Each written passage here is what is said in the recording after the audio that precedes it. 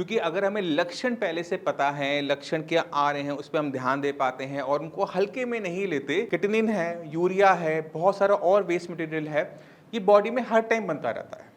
और जब किटनिन इकट्ठा होता है तो हम ये मान लेते हैं कि बाकी सारा वेस्ट मटेरियल भी बॉडी में इकट्ठा हो रहा है।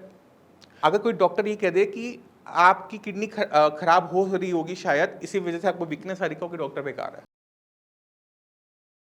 नमस्कार, मेरा नाम है डॉक्टर पुरु धवन और आज इस वीडियो में हम बात करने वाले हैं किडनी फेलियर के मुख्य लक्षणों के बारे में। क्योंकि अगर हमें लक्षण पहले से पता है, लक्षण क्या आ रहे हैं, उस पर हम ध्यान दे पाते हैं और उनको हल्के में नहीं लेते, तो किडनी फेलियर को हम बहुत पहले ही पकड़ सकते हैं और उस पर बहुत अच्छा काम कर सकते हैं। क्योंकि हम सब जानते हैं कि जो किडनी फेलियर बीमारी है ना, वो साइलेंट किलर की तरह है। आपकी बॉडी में किडनी खराब हो रही होती है और कोई सिम्टम पैदा ही नहीं होता। मोस्ट ऑफ द केसेस में आप महसूस ही नहीं कर पाते। तो आपको अपनी शरीर की छोटी छोटी बारीकियों पे नजर डालनी पड़ती है, उन्हें समझना पड़ता है कि उसका क्या मतलब हो सकता है। तो आज शुरुआत करते हैं इसी से कि किडनी जब खराब होनी शुरू होती है तो क्या लक्षण देती है, जब खराब ज्यादा हो जाती है तो क्या होती है, जब किडनी पूरी खराब हो जाती है तो क्या लक्षण हो। तो शुरुआत करते हैं सबसे पहले जब किडनी बिल्कुल ठीक काम कर रही है, किडनी नॉर्मल है और सिर्फ एक लक्षण पैदा होता है, वो है यूरिन में प्रोटीन का आना। किडनी का बॉडी में काम क्या है? वाटर को रेगुलेट करना, सॉल्ट को रेगुलेट करना, यही सब काम है ना, गंदगी को बाहर निकालना, यही काम है। बट वो एक और काम करती है, वो है प्रोटीन को बॉडी के अंदर होल्ड करना। अब इसको कैसे करती है वो समझाना बड़ा मुश्किल काम है, तो आप इसको माइंड में इस तरह से रखो कि जो प्रोटीन है, जो ब्लड में फ्लो कर रहा होता है, वो किडनी को पास नहीं कर पाता और आपके यूरिन में प्रोटीन नहीं होता या फिर बहुत थोड़ा सा होता है जिसका कोई मायने नहीं होते। मगर जब किडनी खराब होनी शुरू होती है, मान लो बीपी से हुई, शुगर से हुई या कोई भी कारण हो, आईजीए नेफ्रोपैथी हो, तो पहला लक्षण जो पैदा होता है किसी के शरीर के इंसान के अंदर, वो है यूरिन के अंदर प्रोटीन आना। तो यूरिन क्या होगा? प्रोटीन की वजह से गदला सा हो जाएगा। जब आप यूरिन करेंगे तो उसमें खूब सारी झाग बनेगी और वही आपको बताता है कि कुछ ना कुछ किडनी के साथ गलत हो रहा है। अब ये पहला लक्षण, जब किडनी का लेवल नॉर्मल है। अब जब किडनी खराब होती है तो धीरे धीरे उसकी काम करने की क्षमता कम होनी शुरू होती है। तो किडनी हम देखते हैं 0.5 टू 1, 1.1, 1.2, 1.3 लैब में फ़र्क होता है, तो ये थोड़ा वेरिएबल होता है। तो 0.5 टू 1 तक ना, यहाँ पे हमें कुछ पता ही नहीं लगता कि किडनी के साथ क्या गलत है, क्या गलत नहीं है। क्यों? क्योंकि जब किडनी को 30% का मिनिमम डैमेज हो जाता है, उसके बाद ही किडनी की वैल्यूज़ बढ़नी शुरू होती हैं। यानी अगर मेरा किडनी लेवल 1.1 भी आ रहा है तो 30% किडनी डैमेज करने के बाद आ रहा है, उससे पहले वो नहीं पड़ेगा। क्योंकि किडनी के पास अपनी क्षमता है अपने काम की क्षमता को बढ़ा लेने की। यानी अगर मान लो 30% नुकसान भी हुआ ना, तो अपने अंदर थोड़ी सी एडजस्टमेंट करेगी और खून को साफ रखेगी। बट जैसे 30% तक नुकसान हो जाता है तो किडनी इसको हैंडल नहीं कर पाती। इसी वजह से किडनी जो शरीर में बन रहा है, अब वो ब्लड में इकट्ठा होना शुरू हो जाता है और वहीं पे हम जाकर हमें पता लगता है रिपोर्टों से कि कुछ ना कुछ किडनी के साथ गलत हो रहा है। किडनी है, यूरिया है, बहुत सारा और वेस्ट मटेरियल है, ये बॉडी में हर टाइम बनता रहता है। और जब किडनी इकट्ठा होता है तो हम ये मान लेते हैं कि बाकी सारा वेस्ट मटेरियल भी बॉडी में इकट्ठा हो रहा है। तो जब तक इसके लेवल कम है तो आपकी बॉडी को कुछ महसूस नहीं होगा, कुछ भी महसूस नहीं होगा। जब इसके लेवल बहुत ज़्यादा बढ़ जाते हैं, मालूम कितने लेवल आ रहा है 5 और 6, तो ये ऐसा लेवल होता है कि जहाँ पर जाकर पेशेंट को कुछ ना कुछ दिक्कत महसूस होनी शुरू होती है। और दिक्कत सुनोगे तो कहोगे यार ये तो मुझे भी है। दिक्कत महसूस होती है वीकनेस की, कि शरीर में कमजोरी महसूस होती है, ताकत महसूस नहीं होती। अब ये वीकनेस, ताकत ना महसूस होना, ये तो आम लक्षण है। खाने पीने में कमी हो तो भी हो जाता है, विटामिन डी की कमी हो तो भी हो जाता है, B12 की कमी हो तो भी हो जाता है। अब इसको जज करना कि ये किडनी से हो रहा है, ये बड़ा मुश्किल काम है, सच्चाई वाली बात। क्योंकि कोई भी डॉक्टर के पास जाओगे, कहोगे डॉक्टर साहब मुझे ना थकावट महसूस हो रही है, मुझे वीकनेस महसूस हो रही है, कोई कहा ओके ठीक है मल्टीविटामिन ले लो, है ना। यहाँ ये दिक्कत आती है कि वीकनेस को किडनी फेलियर से रिलेट करना आसान नहीं होता। अगर कोई डॉक्टर ये कह दे कि आपकी किडनी खराब हो रही होगी, शायद इसी वजह से आपको वीकनेस आ रही होगी, डॉक्टर बेकार है। तो ये इतना कॉमन लक्षण है कि हर दूसरे इंसान को महसूस हो जाता है। हम कहीं शॉपिंग कर आते हैं तो बॉडी में थकावट हो रही होती है, जिम चले गए तो थकावट होती है, पार्टी रात भर लेट कर ली तो थकावट हो जाती है। तो थकावट एक ऐसी चीज़ है जो हर दूसरे तीसरे दिन आपकी बॉडी को महसूस होती रहती है। अब उसको रिलेट करना तो थोड़ा सा दिक्कत वाला हो जाता है। अब जैसे जैसे और क्रिएटिनिन के लेवल बढ़ते हैं तो बॉडी में और टॉक्सिक मटेरियल इकट्ठा हो रहा है। अब वहां पर जाकर जब आपके क्रिएटिनिन लेवल 8-9 के आसपास आना शुरू होता है तब बॉडी में इतना टॉक्सिक मटेरियल इकट्ठा हो चुका होता है कि वहां पे सिम्टम्स बढ़ जाते हैं। अब ये जो सिम्टम है ना, ये हर बॉडी में डिफरेंट डिफरेंट तरीके से आते हैं।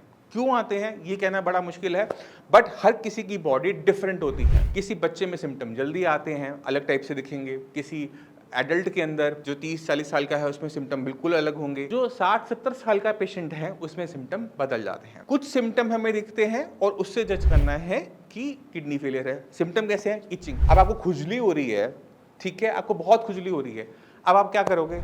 स्किन के डॉक्टर के पास जाओगे। स्किन के डॉक्टर को क्या बोलोगे? डॉक्टर साहब मुझे खुजली हो रही है। वो क्या करेगा कि जाके किडनी का टेस्ट करवा लो, केएफटी करवा लो, तो क्रीम लगाओ। अगर ठीक नहीं होती है आप डॉक्टर के पास दोबारा जाते हो कि डॉक्टर साहब आपने जो क्रीम दी थी ना उसने काम नहीं किया, तो डॉक्टर के माइंड में एक लाइट जलती है। वो कहते हैं ओके ठीक है, मैंने क्रीम तो बहुत अच्छी दी थी, काम क्यों नहीं किया? चलो एक काम करते हैं, आपके ब्लड के टेस्ट करवाते हैं। तब जब ब्लड के टेस्ट होते हैं तब जाके पता लगता है कि वो जो खुजली हो रही थी वो किडनी की वजह से हो रही थी। देखा कितना मुश्किल काम है। जब किडनी इकट्ठा हो रहा है तो यूरिया भी इकट्ठा हो रहा है। जब यूरिया इकट्ठा होता है ना तो एक और सिम्टम पैदा होता है, वो है लॉस ऑफ एपेटाइट का, यानी भूख का मर जाना। खाना सामने आया, मैं नहीं खाऊंगा, मेरा मन नहीं है, ये सब चीजें होना, या खाना सामने आया, मेरे उल्टी करने का मन कर रहा है, मैं नहीं खा रहा, ये सारे सिम्टम्स आने शुरू होते हैं।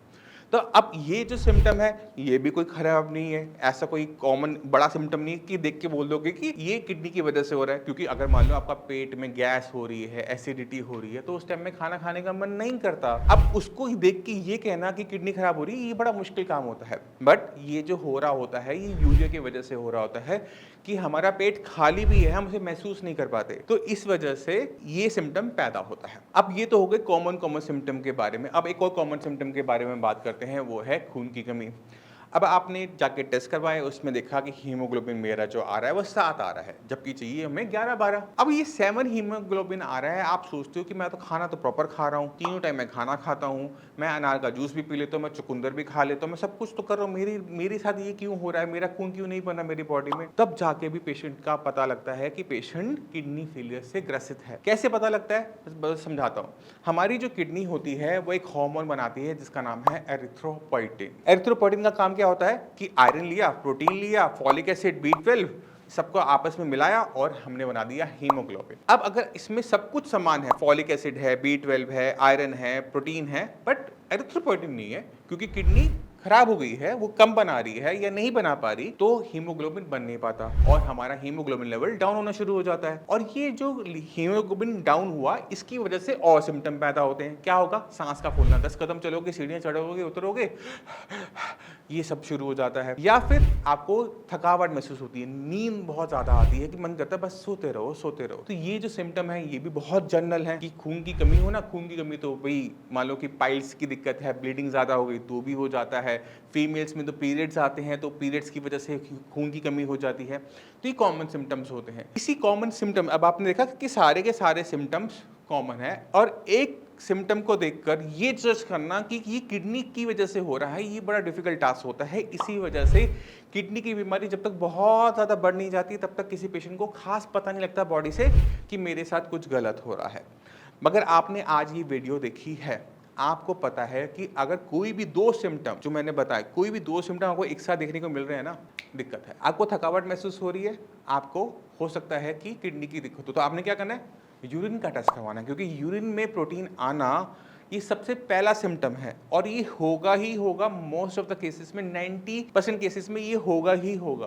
तो जरूरी है कि अपना यूरिन का टेस्ट करवाओ, अपना KFT करवाओ और उसके बाद कुछ करो। और मैं अपने सारे के सारे जो व्यूअर्स हैं उनको मैं एडवाइस करता हूँ कि आप कुछ ना हो ना, जैसे हम इंश्योरेंस, हेल्थ इंश्योरेंस लेते हैं, इंश्योरेंस इसलिए लेते हैं कि अगर हम बीमार पड़ जाएं तो हमारा खर्चा हमें अपनी जेब से ना देना पड़े, कंपनी दे, है ना। मगर आपको अपना पीरियोडिक टेस्ट, हेल्थ चेकअप करवाते रहना चाहिए और डॉक्टर की जरूरत नहीं है। आप कोई भी लैब जो आपके घर के आसपास हो उसको सेट कर दो कि ओके ठीक है, हर 6 महीने में तो भाई आ जाइयो, मेरा खून ले जाइयो और मेरे को रिपोर्ट दे दियो कि मेरे साथ सब कुछ ठीक चल रहा है या नहीं चल रहा।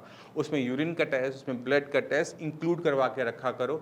और जिन पेशेंट्स को हार्ट की कंडीशन है, जिनकी फैमिली में, जिनके फोर फादर्स में हार्ट की कंडीशन रही है, वो उसमें ECG भी ऐड करवा सकते हैं, क्योंकि अब घर पर भी ECG हो जाता है। तो घर बैठे बैठे टेस्ट करवाओगे तो क्या होगा, बीमारी को बहुत पहले ही पकड़ लोगे और जितनी जल्दी इसको पकड़ लोगे उतनी जल्दी इस पे काम कर कर इस पे कंट्रोल ले सकते हो। क्योंकि अगर आपने बीमारी को स्लो डाउन भी कर दिया तो आप अपनी नॉर्मल एज जी जाते हो। मान लो जैसे एक पेशेंट है 40 इयर्स का और उसको दिक्कत हो रही है यूरिन में प्रोटीन आने की, उसको पता लग गया। अब जब उसे पता लग गया कि मेरे यूरिन में प्रोटीन आ रही है, उसने सारा चेकअप करवा लिया, क्रिएटिनिन लेवल नॉर्मल है, तो वो क्या करेगा? अगर उस बीमारी को, उस लक्ष्य को गंभीरता से लेता है तो क्या करेगा? देखेगा कि प्रोटीन क्यों आ रहा है, किडनी को नुकसान क्यों हो रहा है, क्या बीपी नुकसान पहुंचा रहा है या शुगर नुकसान पहुंचा रही है। अगर मान लो बीपी ज्यादा बढ़ा रहता है तो उसे समझ में आ जाएगा कि मेरे बीपी की वजह से मेरी किडनी को नुकसान हो रहा है और मुझे इस बीपी को कंट्रोल करने की जरूरत है। अब पेशेंट बहुत एक्टिव था अपनी हेल्थ को लेके, उसने क्या किया? बीपी की मेडिसिन प्रॉपर तरीके से लेने लगा, खाने में नमक कम कर दिया, लाइफ स्टाइल सुधार ली। अब अगर किडनी को नुकसान 20% भी हुआ है ना, ये 100% जाएगा। ये 20% से जब 100% जा रहा है उसमें 40 साल निकल जाएंगे, पेशेंट 80 का होगा जब उसको लगेगा कि ठीक है मुझे अब डायलिसिस करवाने की जरूरत है। तो हमने बीमारी को धीमा, इतना धीमा कर देना होता है कि बीमारी ना के बराबर हो, आपकी जो लाइफ है वो अच्छी तरीके से बिना किसी कॉम्प्लिकेशन के चले। क्योंकि किडनी के अंदर जो नुकसान हो गया, जो एरिया टिश्यू मर गया है, वो तो मरा ही रहेगा, वो जिंदा नहीं होने वाला। बट जो हेल्दी टिश्यू है उसकी हेल्थ को मेंटेन करना वो आप सभी के हाथों में होता है। इसलिए जितनी भी वीडियोस होती है मैं हमेशा जोर देता हूं कि बीमारी की जड़ पे जाओ। किडनी क्यों खराब हो रही है उसको पकड़ो, क्योंकि 80% केसेस के अंदर हमारे हाथ में कंट्रोल होता है। बीपी बढ़ रहा है, बीपी की मेडिसिन देके कंट्रोल है ना उसका। शुगर की दिक्कत है, डायबिटीज बढ़ी हुई है, तो हमारे पास कंट्रोल है उसका। अब जो 20% बच जाती हैं वो जेनेटिक डिसऑर्डर्स होती हैं, polycystic kidney, IgA nephropathy, unknown aetiology है, पता नहीं क्यों हो रही है, लूपस नेफ्राइटिस पता नहीं क्यों हो रही है, बट हो रही है। ऐसी बीमारियों में मैं मानता हूं कि हाथ टाइट होते हैं, हम ज्यादा कुछ नहीं कर पाते, बट जिनमें हम 80% में कर पाते हैं वहां तो हमें एक्टिवली काम कर लेना चाहिए। अब पेशेंट मेरे पास आता है, डॉक्टर साहब देखो मेरा बीपी इतना आ रहा है, कितना आ रहा है? 140/90। कह रहा नॉर्मल तो है। ये नॉर्मल नहीं है। ये नॉर्मल इंसान जिसकी किडनी खराब नहीं है उसके लिए नॉर्मल हो सकता है, बट आपके लिए नहीं है। आपको अपना बीपी थोड़ा सा 5 पॉइंट 10 पॉइंट नीचे की तरफ रखो ना, किडनी को आराम देने दो ना। क्योंकि किडनी पे जितना लोड डालोगे वो पहले से खराब हो चुकी है, जितना लोड डालोगे वो इसको और मुश्किल होगी ना, उसके लिए टिश्यू और डैमेज होगा। तो बीपी को थोड़ा सा नीचे रखो, शुगर को कंट्रोल रेंज में रखो। और मैं क्या रेंज देता हूँ? मैं देता हूँ 180 का। आपकी फास्टिंग हो, पीपी हो, रैंडम हो, 180 से नीचे रखो। आपकी शुगर फिर भी बनी रहेगी, मैं मानता हूँ, बट आपकी किडनी को डैमेज नहीं होगा। तो ये बहुत बेसिक बेसिक चीजें होती हैं जिसे हर किसी को समझना चाहिए, चाहे वो नॉर्मल हेल्दी इंडिविजुअल हो, चाहे वो किडनी फेलियर का पेशेंट हो। अगर आप इन दो चीजों पे कंट्रोल कर लेते हो ना तो 80% बीमारी तो वैसे ही कट गई ना। आपको किसी भी डॉक्टर के पास जाने की जरूरत नहीं पड़ेगी, पैसे खर्च नहीं करने पड़ेंगे, आपको टेंशन नहीं होगा, फैमिली भी सुकून में, आप भी सुकून में अपनी लाइफ को एंजॉय कर पाओगे। क्योंकि किडनी फेलियर की दिक्कत ना अक्सर पेशेंट होते हैं age wise 30s 40s 50s में, जहाँ पे स्कूल कॉलेज खत्म हुआ होता है, जॉब में सेटल हुए होते हैं 30s तक, और उसके बाद कोई ऐसी बीमारी लग जाए तो लाइफ लगता है कि ये खराब हो गई। तो हमें अपनी बॉडी पे काम करता रहना चाहिए जिससे हम अपनी बॉडी को स्वस्थ रख सके। और लेट होने से अच्छा है कि एक्टिवली शुरू में ही काम कर लो, थोड़ी सी एक्सरसाइज, थोड़ी सी अपनी प्लानिंग कर लो कि बीपी शुगर अगर मेरे फादर को है तो मुझे भी हो सकता है। तो ये जो प्लानिंग है ना, ये 2 दिन करोगे कोई फायदा नहीं होगा, 6 महीने करोगे कोई फायदा नहीं होगा, 6 साल करोगे कोई फायदा नहीं होगा। ये कॉन्टिन्यूसली डेकेड्स में करना पड़ता है, सालों साल करना पड़ता है। 10 20 30 साल अपनी बॉडी का ध्यान रखोगे तो बॉडी आपका ध्यान रखेगी ना, लंबा चलेगी। अगर बॉडी में एक ऑर्गन भी खराब हो गया तो पूरी बॉडी कोलैप्स करती है।